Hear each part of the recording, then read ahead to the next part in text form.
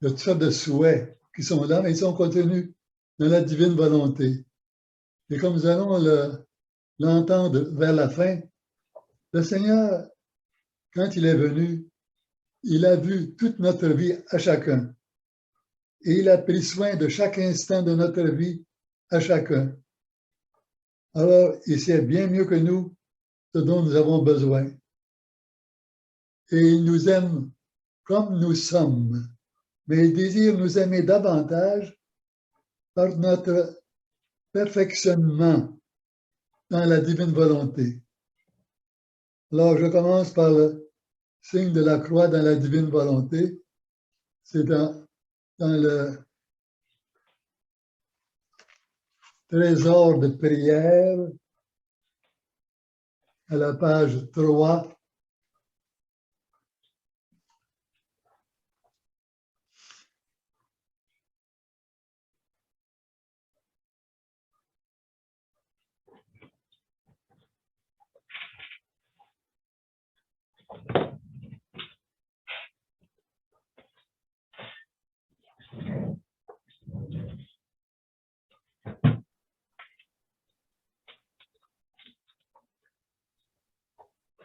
Page 3.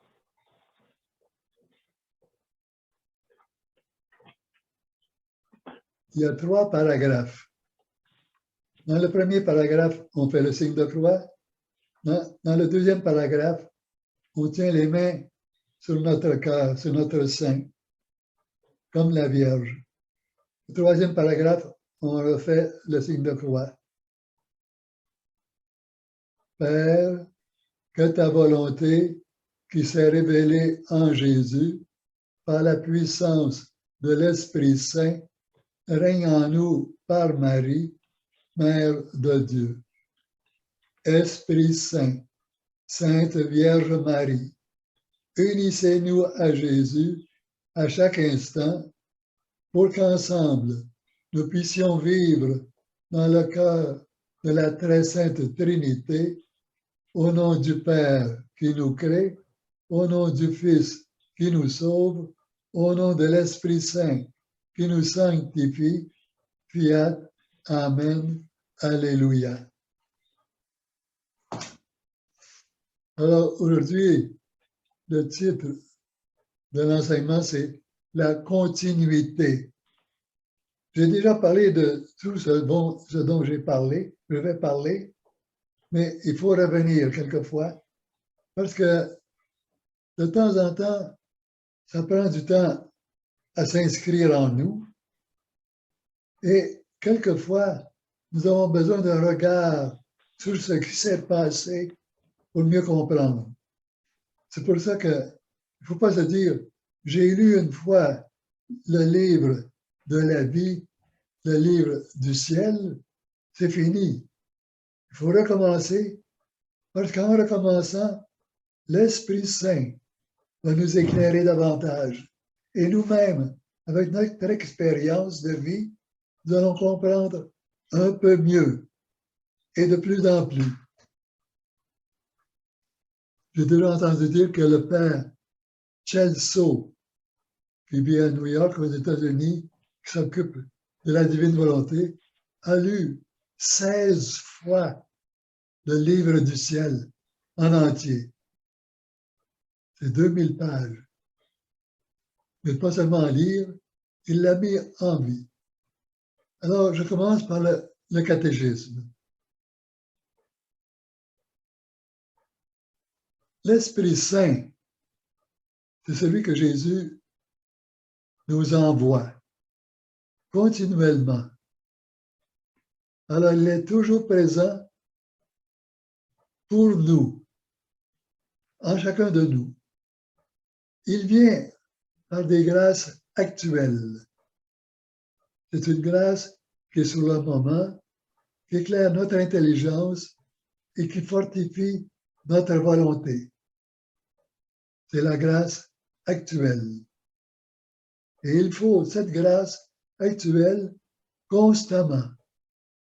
Et quand elle devient constante et que nous recevons le sacrement du baptême, elle devient grâce sanctifiante parce qu'elle est en continuité. La grâce actuelle, c'est comme un jet, tandis que la grâce sanctifiante, c'est comme un gros spotlight, une très grosse lumière qui nous éclaire, un soleil, comme dit Jésus, qui nous éclaire dans notre intelligence pour notre compréhension. Et ce soleil pénètre de plus en plus quand nous sommes fidèles. Parce qu'il faut savoir que nous ne sommes pas toujours fidèles. Nous discontinuons beaucoup de cette divine volonté en nous. Alors, cette grâce sanctifiante, elle est là justement pour nous solidifier, nous donner un rayon, une lumière constante de l'Esprit Saint. Et cette grâce sanctifiante est soutenue tout le long de notre vie par la présence de l'Esprit Saint, à moins que nous abattions le soleil. On s'enlève du soleil ou on fait quelque chose. Ça peut être un acte, ça peut être une habitude, c'est quelque chose qui est mortel pour l'âme, ce qu'on appelle un péché grave, un péché mortel. Alors nous perdons cette grâce sanctifiante. Ce soleil ne nous éclaire plus. Même si nous disons, non, non, c'est correct, je continue à faire du bien, à donner aux pauvres, ces actes-là, au point de vue spirituel, n'ont aucune valeur. Tant que nous ne nous sommes pas repentis. Et se repentir, avoir la contrition, c'est quelque chose. Il y a la contrition, oh oui, c'est correct, je regrette ça. Est-ce qu'il y a vraiment un regret? Est-ce que c'est profond? Il faut que ce soit profond. Sinon, ce n'est pas un regret. Même si je le crie, à l'intérieur de moi, dans mon âme, il n'y a pas de changement, il n'y a pas d'anéantissement, je ne reconnais pas ma non-valeur, je ne reconnais pas que je ne suis plus devant Dieu, il n'y a pas de grâce sanctifiante qui peut renaître. Nous sommes toujours dans cette noirceur. Et Satan se dit, ah, une autre que j'ai eue dans mes pièges. Et il y en a des pièges dans notre vie, pas seulement par Satan, de nous-mêmes, de notre confection, de notre édifice que nous avons construit depuis notre jeunesse, et qui vient aussi des autres personnes, des autres circonstances, même si ce ne sont pas des personnes.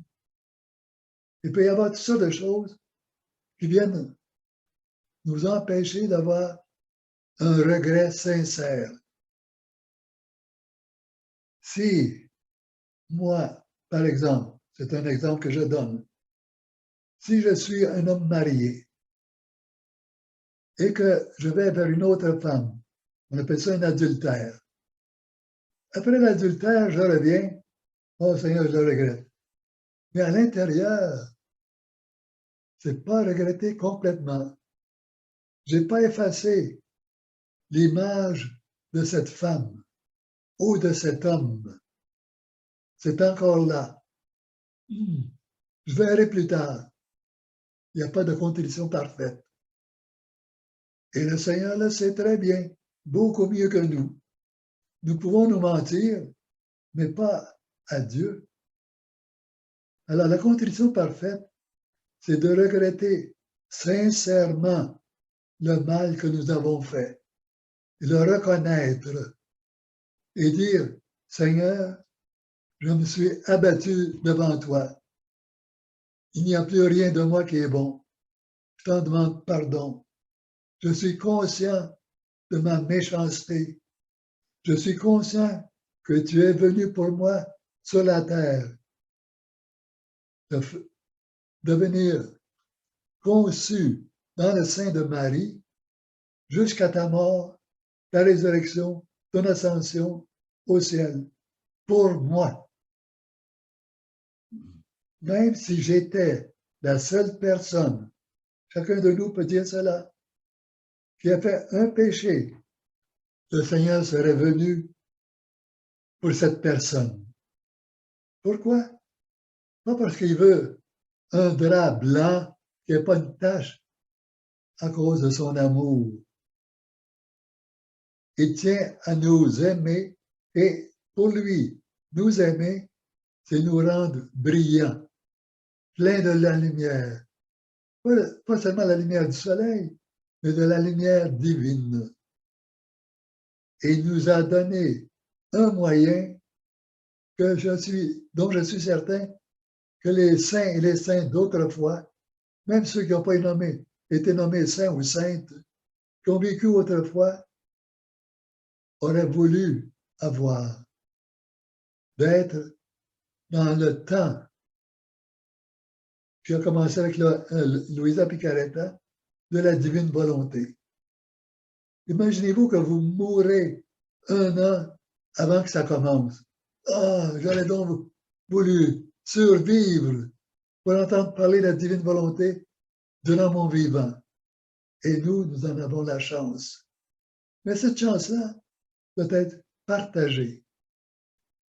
Alors, la grâce sanctifiante, c'est un état de beauté continue en nous.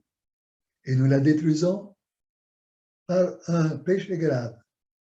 Nous l'agrafons par des péchés véniels, des imperfections, des distractions de Jésus.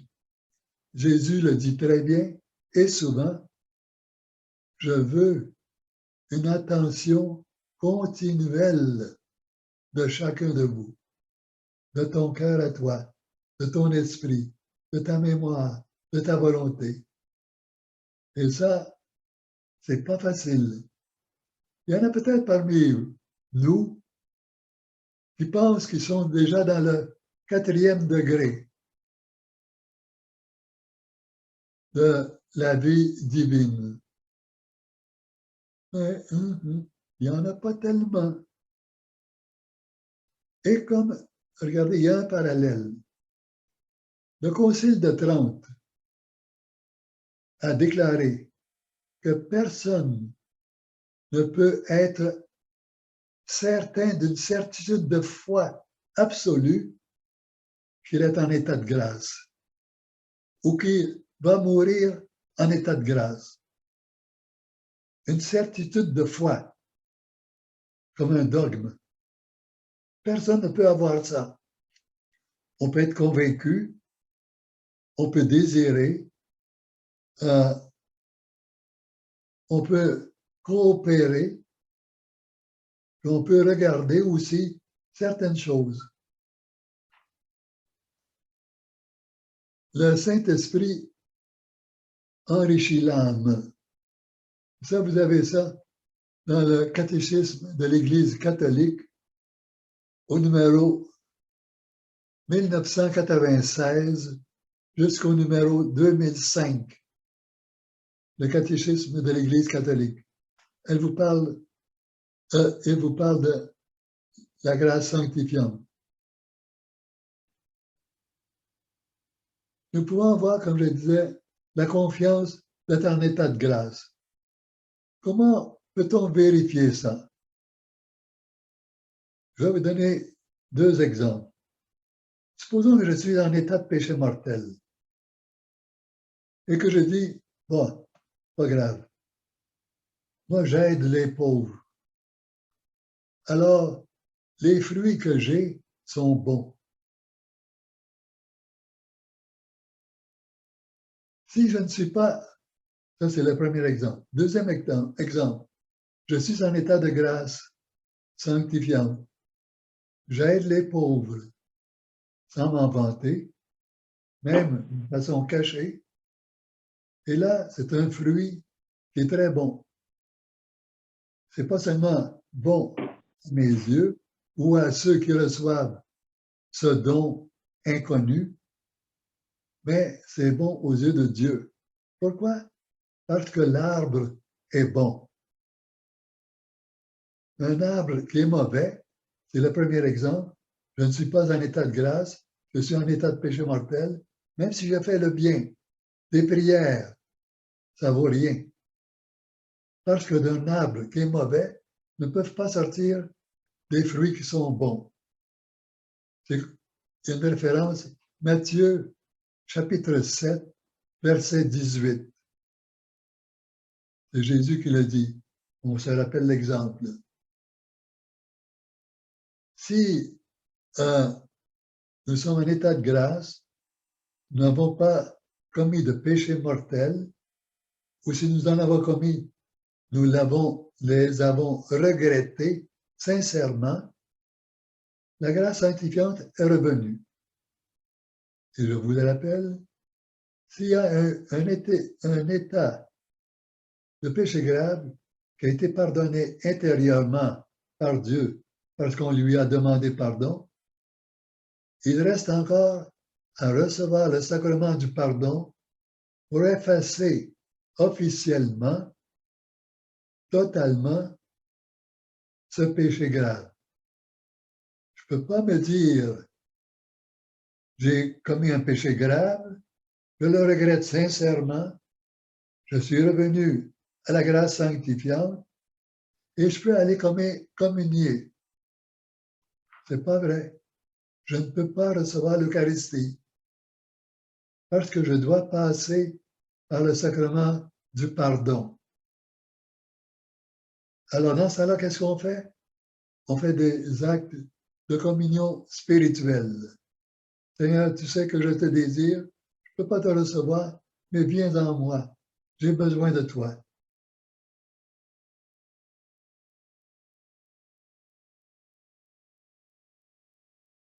La contrition parfaite, c'est une appréciation de notre état de pécheur, que nous ne sommes pas en lumière, en connexion avec le Seigneur. Nous sommes séparés par nous-mêmes, ce n'est pas lui. Même si on dit, c'est le démon qui m'a tenté, c'est l'autre qui m'a fait tomber, un peu comme Adam et Ève. Ça n'enlève pas le péché. Il faut le regretter soi-même parce que c'est nous-mêmes qui avons posé ce geste, ou cette pensée, ou cette parole. Un exemple de contrition parfaite, c'est Marie-Madeleine. Elle était une pécheresse, une prostituée de haut rang. Elle a entendu Jésus parler, prêcher, et petit à petit, le regret est venu de sa conduite. Petit à petit, elle a commencé à regretter, à voir sa faute et à demander à Jésus de lui pardonner. En faisant comment? En allant à ses pieds. Pendant un repas, il y avait des pharisiens, toutes sortes de monde qui étaient là, et elle a versé de l'huile de grand prix sur les pieds de Jésus pour lui montrer qu'elle demandait pardon. Et s'est affaissée à ses pieds. Et ensuite, elle a essuyé de ses cheveux l'huile pour qu'il ne glisse pas quand il se relèverait. Et elle l'a suivi. Et cette contrition a été parfaite. Elle n'a pas dit, oh, je retourne à mes amours, je reviendrai. Elle a cessé tout. Alors, nous aussi, c'est un exemple. Et nous aussi, nous pouvons être des exemples de contrition parfaite pour ceux qui nous connaissent. Si je blasphème souvent ou continuellement et que j'arrête, alors c'est un exemple pour les autres. Ou que ce soit de l'impureté, ou que ce soit de la jalousie, ou de la colère, de la paresse.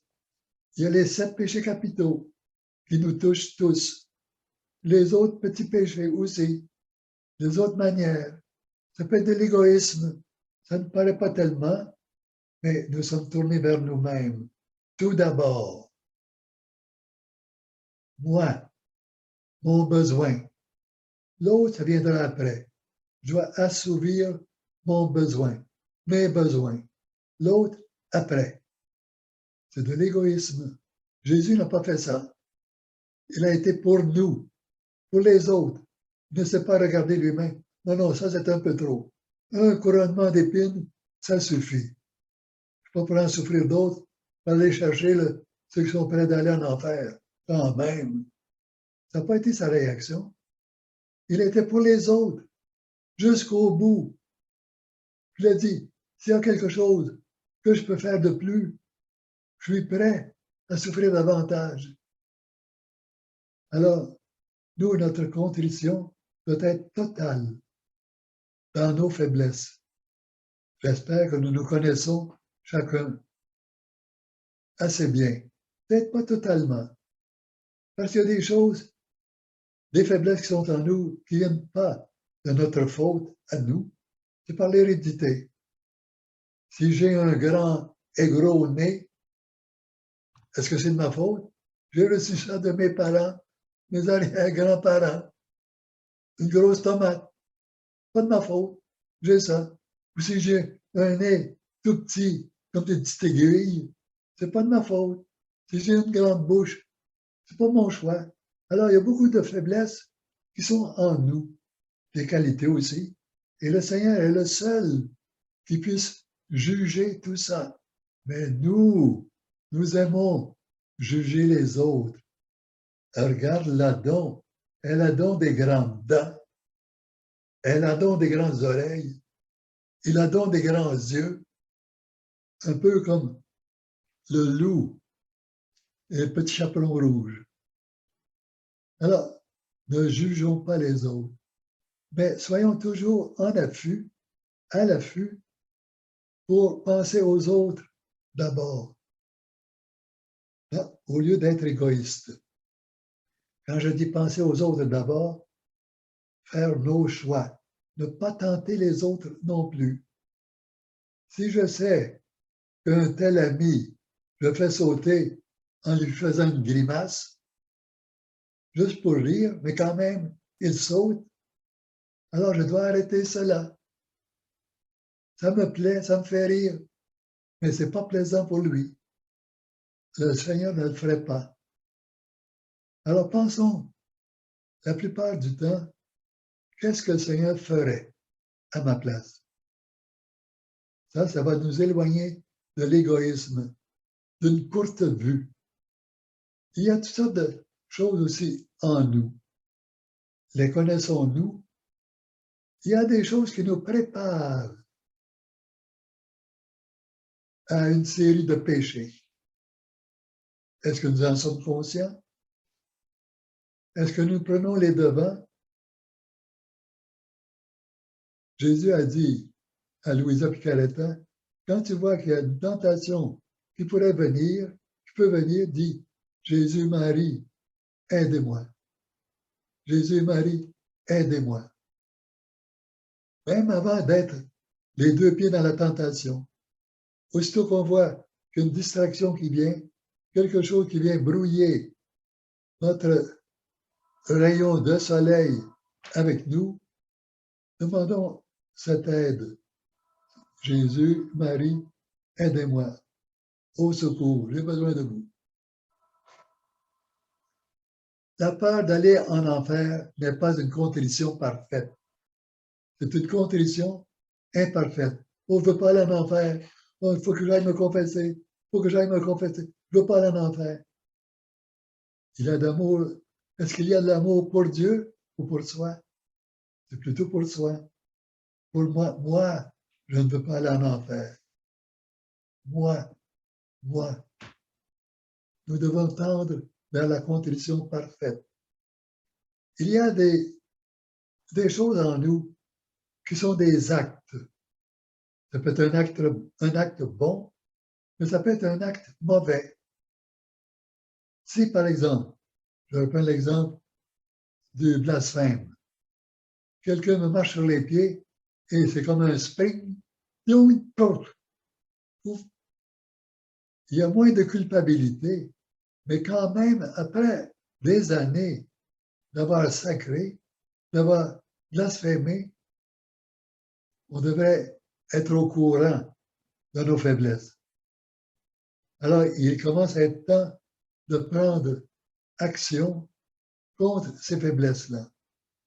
Que cette action devienne un état, et non pas que cette faiblesse soit un état intégré à nous. Nous pouvons nous en débarrasser en faisant des efforts continus, en demandant secours à la Sainte Vierge. C'est pour cela qu'elle nous a été donnée, pour nous secourir dans nos faiblesses, dans nos péchés, dans nos tentations, dans nos imperfections, péchés graves, péchés véniels, peu importe. Le péché, comme je disais, peut être actuel et peut être habituel. Il y a des couples qui commettent des péchés habituels, qui n'en sont pas conscients. On fait ça depuis des années. Il y en a qui vont à l'extérieur. Ah, ah, si vous saviez comme ça va mal à la maison. Ah, il faut bien que...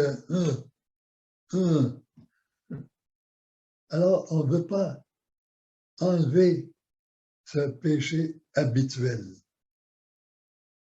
que ce soit à l'intérieur ou à l'extérieur.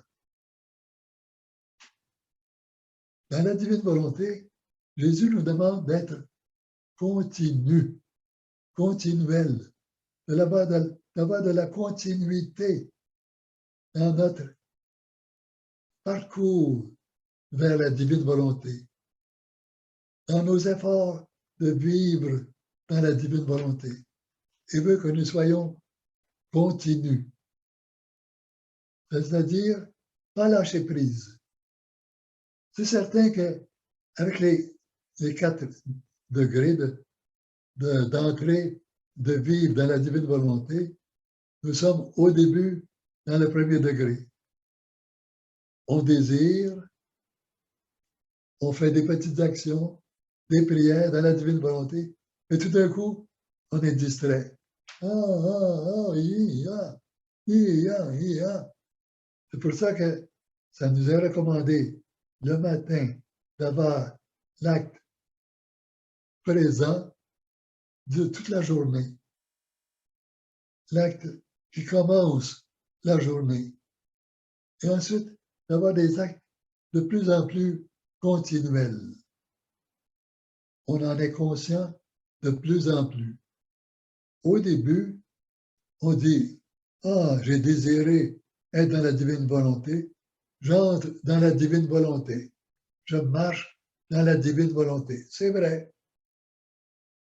Mais nous marchons un peu à l'aveugle parce que nous ne voyons pas tous les obstacles, toutes les distractions. Après 2 ans, après 10 ans, après 15 ans, notre marche devrait être continue. Nous devrions avoir beaucoup moins de distractions. Avoir une distraction, qu'est-ce que ça veut dire?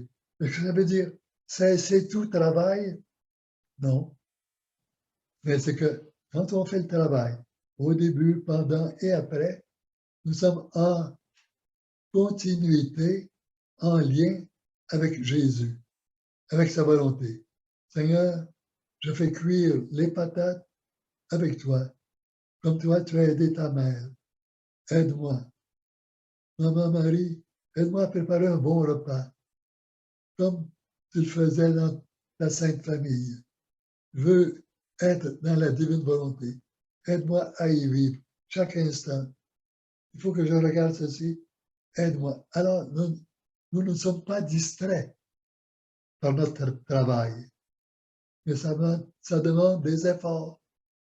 Ce n'est pas après le premier mois que nous allons vivre dans le 4e degré de la divine volonté. Ça prend du temps, il faut être patient, il faut se reconnaître.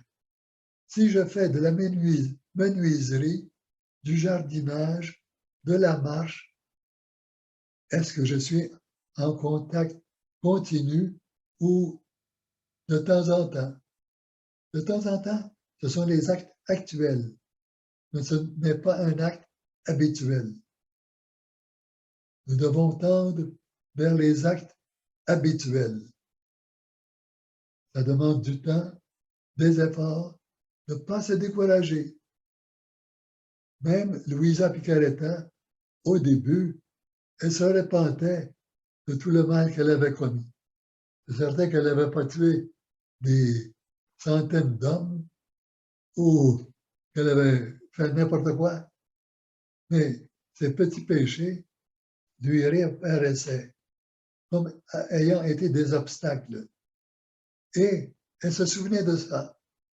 Et Jésus lui disait, arrête de te souvenir du passé. Tu perds ton temps. Tu tombes dans le piège de Satan qui te fait jouer dans la boue. Mais quand tu joues dans la boue, tu ne profites pas de mon soleil à moi. Tes yeux sont en bas. Arrête de regarder le passé. Nous aussi, arrêtons de regarder notre passé. C'est une immense grâce que le Seigneur nous donne. Regarde le présent. Parce que lui, son acte, à lui, à Dieu, est toujours présent.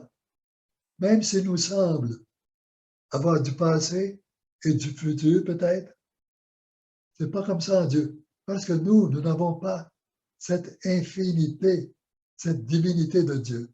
Nous avons notre humanité, ce petit casseau, tout petit, qui regarde le temps et l'espace. Dans la divine volonté, nous devons essayer de nous débarrasser de ça, adhérer de plus en plus à la marche continuelle dans la divine volonté. Si nous sommes sincères, chaque soir, nous devrions nous dire, aujourd'hui, ça a été mieux, mais c'est loin d'être parfait. Il y a encore ça d'obstacles. Est-ce que ceux qui sont autour de nous s'aperçoivent autour de vous que vous avez changé? Je ne sais pas si vous êtes seul, si vous êtes avec quelqu'un, votre époux, vos enfants, vos parents, ou d'autres. Est-ce qu'ils s'aperçoivent que vous avez changé pour le mieux, que vous êtes plus en paix, plus souriant, plus patient, plus miséricordieux, non pas avec des yeux, non pas avec des sourcils, des plis ici. Est-ce que les gens s'en aperçoivent? Ou vous avez encore, comme on dit, une baboune? Même si vous ne vivez avec personne d'autre, ceux avec qui vous avez contact, que ce soit par téléphone, par rencontre, est-ce que vous leur débitez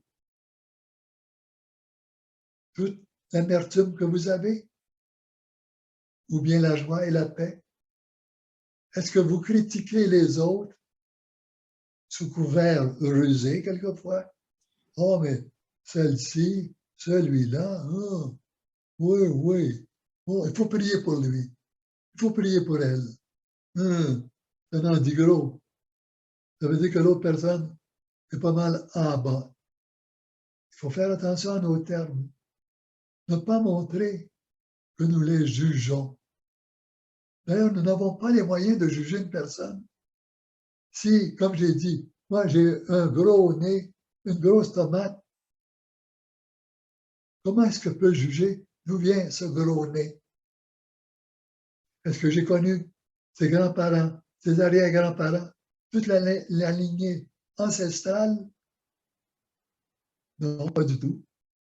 Alors comment est-ce que je peux juger quelqu'un? C'est